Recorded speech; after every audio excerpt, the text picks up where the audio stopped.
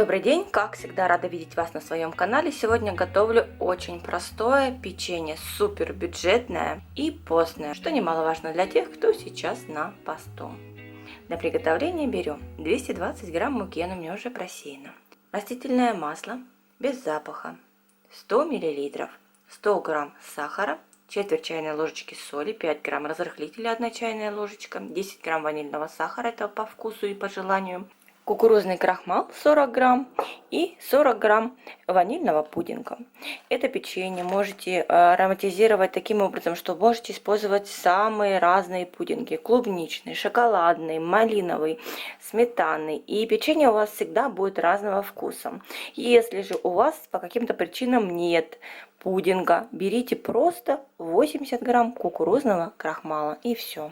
Еще потребуется 100 мл воды, либо любого фруктового сока. Я беру просто чистую воду кипяченую, теплую, градусов 50-40. Нужно, чтобы растворился сахар. Мука у меня уже была просеяна. Добавляю кукурузный крахмал 40 грамм. Пакетик ванильного пудинга, тоже 40 грамм. Щепотку соли, ванильный сахар. И разрыхлитель чайную ложечку 5 грамм.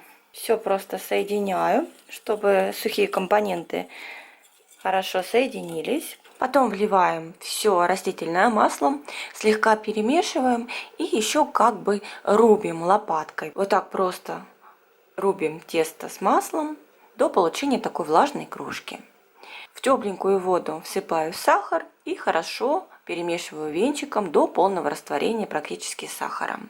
Если вы будете заменять сахар сахарной пудрой, можете пропустить этот шаг и соединить сахарную пудру сразу с мукой. Я влила жидкие составляющие в тесто и перемешиваю. Не спешите добавлять муку, рецепт очень четкий и выверенный. Может показаться, что тесто жидкое, на самом деле это не так. Просто перетирайте его, размешивайте лопаткой, и тесто на глазах у вас начнет густеть. Дополнительно потребуется буквально грамм 20-30 муки на подпыл, чтобы собрать тесто в шар.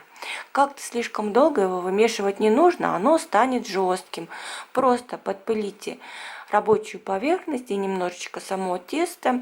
И такими собирающими движениями просто сформируете из теста шар. Получится у вас такое мягенькое, приятное в работе тесто, как пластилин. Удобно с ним работать, делать любые формы печенья, абсолютно. Поэтому это полет вашей фантазии. Я хочу сегодня сделать печенье в виде восьмерочек. Для этого делю все тесто на 4 части и подкатываю каждую часть в жгутики. Выкладываю рядышком и при помощи лопатки для теста делю на одинаковые такие подушечки. Кстати, эти подушечки можно сразу было выложить на лист и выпечь. Получится печенье подушечки. Я пошла дальше и каждый кусочек теста беру и раскатываю в жгутик. Не нужно абсолютно никакой дополнительной муки, тесто такое гладенькое и пластичное. Раскатала жгутик, достаточно длинный, сантиметров 18 или чуть длиннее. Подкатываю с каждой стороны вот в такую вот восьмерку. Давайте сейчас покажу поближе. Беру еще один кусочек теста, раскатываю жгутик теста, достаточно длинный.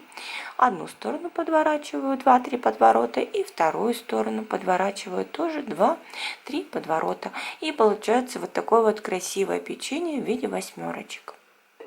Если будете подворачивать в одну сторону, получите такие рогалики.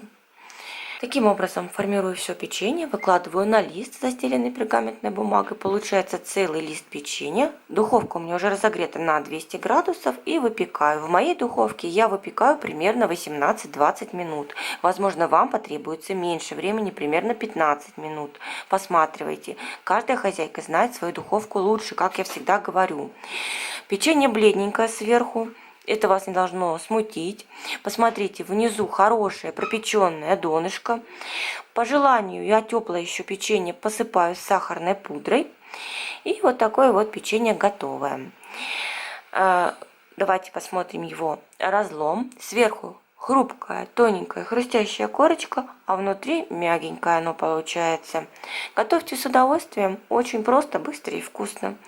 Побалуйте своих родных, всем вкусного печенья До скорой встречи. Поддержите пальцем вверх, подпишитесь на канал, оставьте комментарий. Всем пока!